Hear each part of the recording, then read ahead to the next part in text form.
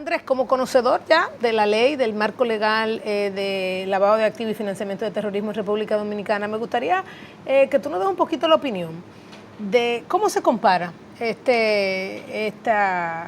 ley con otras leyes de la región, que como bien tú dices ya es una región de por sí riesgosa, las reglamentaciones que han salido a la fecha, cómo se comparan también, cómo ves tú la ley que por muchos ha sido evaluada de manera muy positiva, yo digo que por los más conocedores de lo que es el riesgo y lo que es la prevención de lavado, por otros los más afectados a corto plazo por la ley, no tanto por las implicaciones negativas del lavado de activos, bueno, pues han sido muy duros con esta ley. Yo creo que hay mucho desconocimiento, por lo que ha dicho y por lo que hemos hablado hasta ahora claramente. La ley es un reflejo pues, de esa tendencia internacional. ¿Y cuáles son los elementos clave que tiene la ley de cara a lo que es la prevención del lavado de activos? ¿Cómo es la ley efectivamente una herramienta para poder motivar por la vía legal a todos los implicados en lo que es la prevención del lavado? Claro, sí, sin duda. Primero déjame decirte, Jacqueline, que esta ley era, podría decirte, indispensable. Tú fíjate que la ley anterior, la ley 77, era, si mal no recuerdo, si no me equivoco, del año 2002. Sí. ¿Verdad? Y después del año 2002 hubo una nueva revisión de las recomendaciones de Gafi en el 2003, otra revisión de las recomendaciones en el año 2012, y después hubo algunas modificaciones más.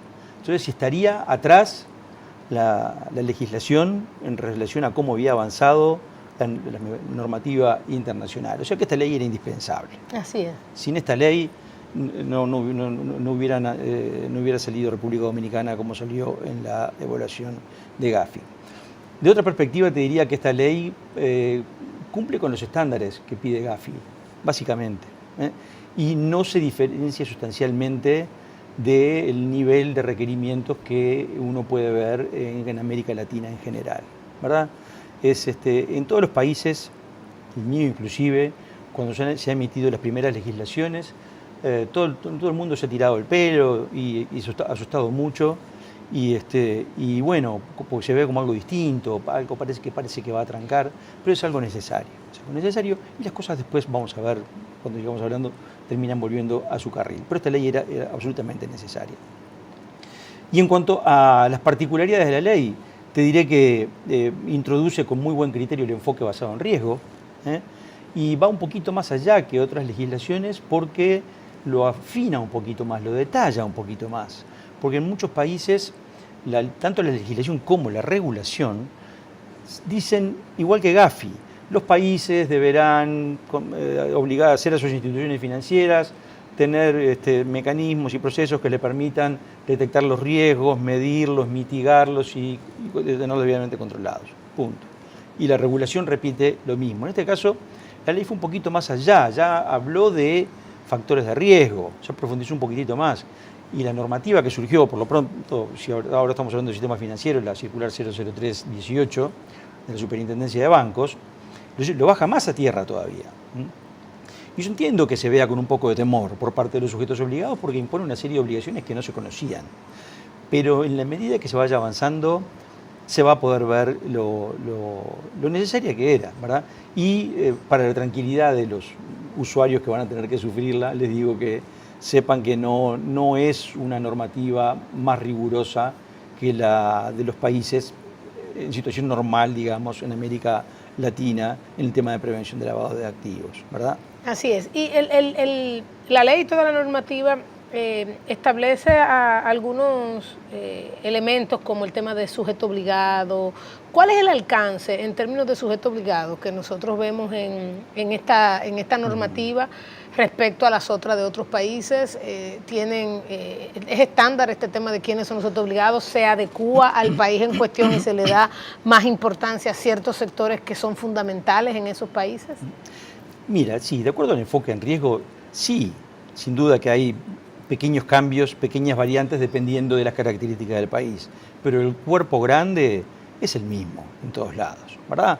Todas las instituciones financieras, todas las instituciones que intermedian valores de alguna manera, ¿verdad? Los notarios, y los abogados y los contadores cuando actúan manejando dinero de sus clientes o en representación de sus clientes en tipo de operaciones, la construcción. Hay un sector, el gran bloque, digamos, que es el mismo en todos lados. Y la ley, la 155, lo comprende a todos los sujetos obligados que debe comprender.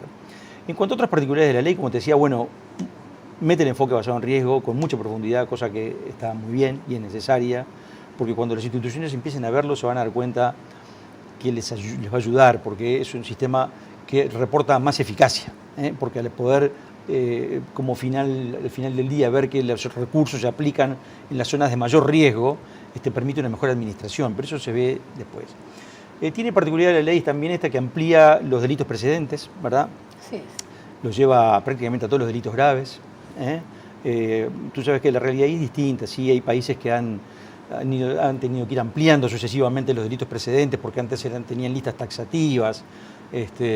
Otros países definían los delitos precedentes según la pena.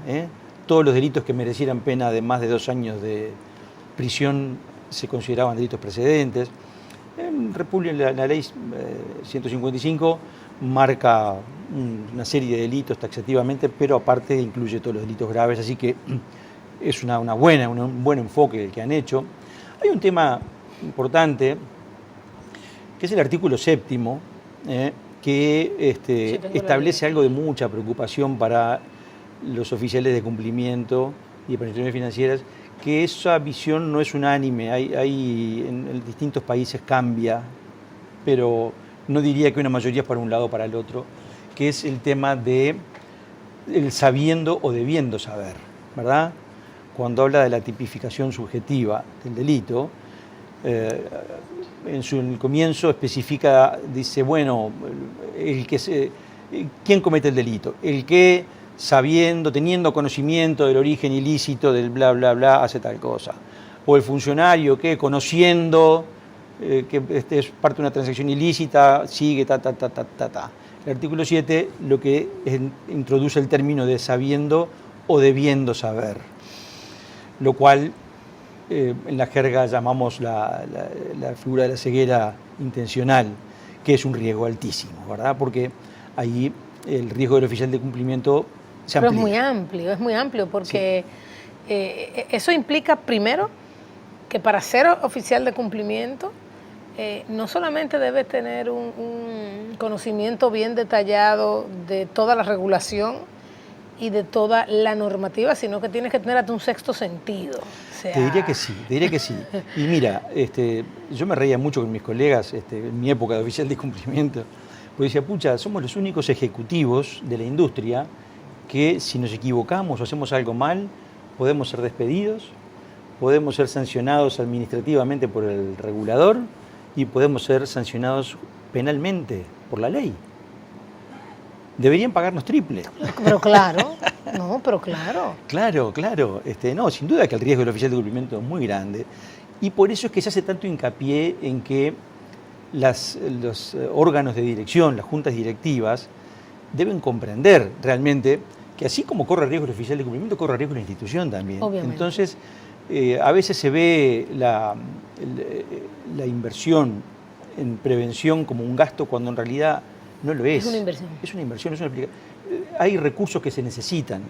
Se necesitan recursos humanos calificados, se necesita capacitación permanente, se necesita cambiar metodologías todo el tiempo. Ahora esta ley va a implicar para todos los bancos hacer una migración sustancial de un sistema basado en cumplimiento, como era antes, a un sistema basado en riesgo, que implica cosas muy importantes, porque uno puede decir, bueno, es un riesgo más a gestionar, entre tanto lo que gestiona la industria, pero no es así, porque tiene muchas diferencias con los demás riesgos, porque si los riesgos financieros, primero que nada, sobre ellos hay bibliotecas escritas, indicadores mundialmente aceptados, indicadores objetivos, que salen de fórmulas así mismo. Aplicables, y tienen otra forma de gestión. Si yo te hablo del riesgo de crédito, claro, algunos me van a decir, ¿cómo lo achicaste? Puede ser, pero lo podemos reducir a decir, bueno, se reduce a definir las políticas de otorgamiento de crédito que quiere aplicar en la institución, bajarlo a procedimientos de otorgamiento, el otorgamiento del crédito y la medición de la morosidad. Y si la morosidad se mantiene en los puntos que yo quiero, de acuerdo según mi apetito de riesgo, está todo bien. Si se escapa de los niveles previstos en mi apetito de riesgo, reveo la política, a ver si tengo que restringirla un poquito más. Y más o menos en ese entorno se mueve. Pero tú acabas de decir algo muy importante. El riesgo de crédito está asociado a tu apetito. Exacto. En el caso de los temas de lavado de activos, es que no debe haber apetito. No, eso es lo primero. Y lo segundo, como bien tú dices, el riesgo de crédito, digamos, también al final se reduce en el patrimonio del accionista, ¿verdad? Es un tema de gestión patrimonial, porque quien se ve afectado finalmente es el patrimonio del accionista. En el tema de que tú no tengas las herramientas para gestionar efectivamente el lavado de activos, tú sabes que detrás, como bien tú dijiste al inicio, hay muchísimas cosas a las cuales tú estás ayudando a hacer. Entonces no solamente pierde la institución por una mala gestión, sino que hay crímenes asociados a eso. Claro, sí. Que afecta a terceros. Ni que hablar, ni que hablar. Tú fíjate que, claro, en los riesgos financieros podemos hablar de apetito de riesgo, porque el riesgo es una variable que se maneja en función de los objetivos que se espera lograr, económicos, por ejemplo, ¿verdad? Entonces, yo puedo manifestar mi mayor apetito de riesgo vinculado a un mayor retorno económico y estoy dispuesto a correr ese riesgo. Así es. Y puedo hacer las previsiones necesarias en caso de que se materialice el riesgo y pierda. Tengo las previsiones hechas. En el caso del lavado de activos, el riesgo no podemos tener apetito de riesgo, hablamos de tolerancia al riesgo, el nivel que podemos tolerar máximo, porque no hay forma de previsionarlo, no hay forma de hacer una previsión, porque hay bancos que han cerrado, hay bancos que han desaparecido de la faz de la tierra por verse vinculados a esquemas de lavado de activos, ¿verdad? Sí, entonces ya no se arregla con una previsión algo que afecta la continuidad del negocio, como es esto, ¿verdad? Así es.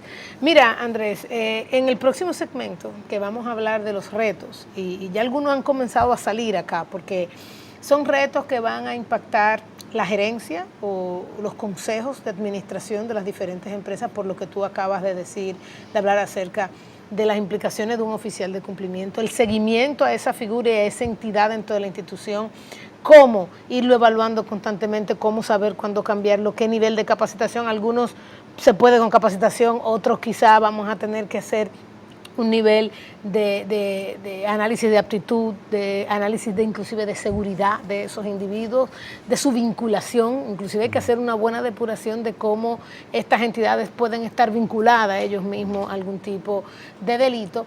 Y obviamente también los retos que tenemos a nivel cultural dentro de nuestras instituciones, que comiencen a entender que cada uno de los elementos de la institución comience a operar desde esta perspectiva.